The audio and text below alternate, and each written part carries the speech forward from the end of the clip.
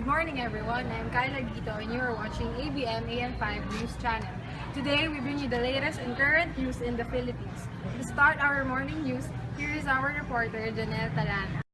Thank you, Kyla. For our sports news, Ivy will give us the latest updates regarding Alaska to fill Abueva's absence versus TNT.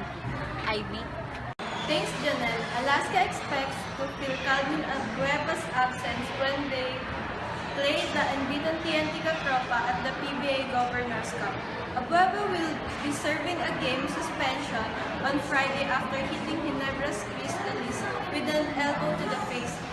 Abueva was suspended and was slapped with 22,000 pesos fine after being caught throwing an elbow on Ellis' face during their game last Sunday. That's all for our sports news. Ivy Villanueva report back to studio. Thanks Ivy. After hearing our two reports, we will have a short break. Stay tuned! Pag 3 pataas, mag-Bonakit Preschool. 3 plus pag 3 pataas, mag-Bonakit Preschool.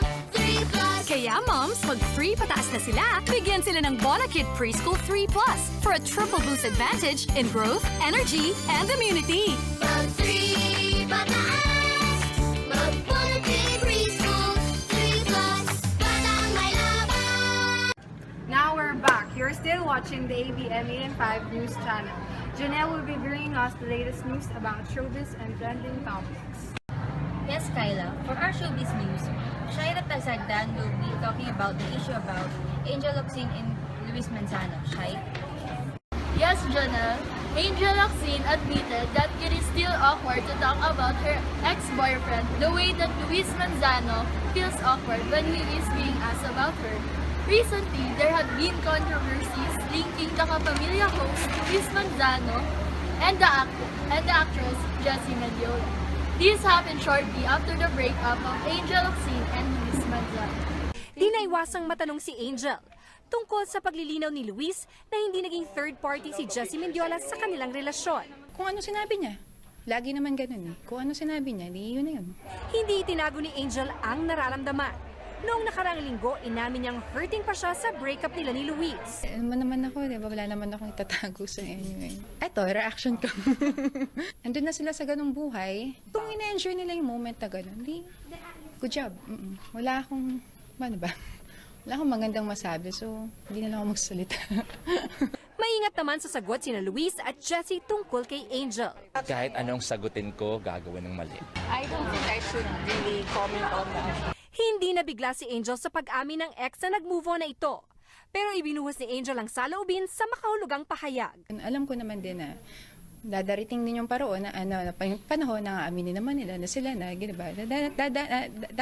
Parang may proseso kasi yan, diba? Siguro binabalaan sila nila kung paano nila aminin, diba?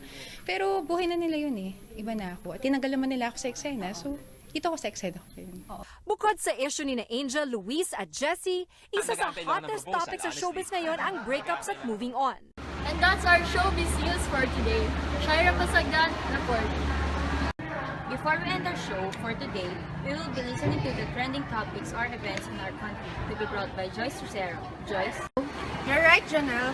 As we all know, food parks have been popping up left and right, but none quite as grand as the yard at Saviorville. It opened its doors just last week. There are 30 unique vendors specializing in almost every cuisine you can think of. Korean, Japanese, Filipino, Italian, you name it, they have it.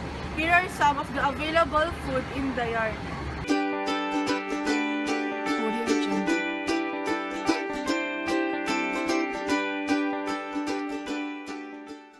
That's all for today. Back to you, Janelle. That's all for today. Thank you for watching the ABM AM5 News Channel. I am Kyla Gito. And I am Janelle Talanya, now signing off.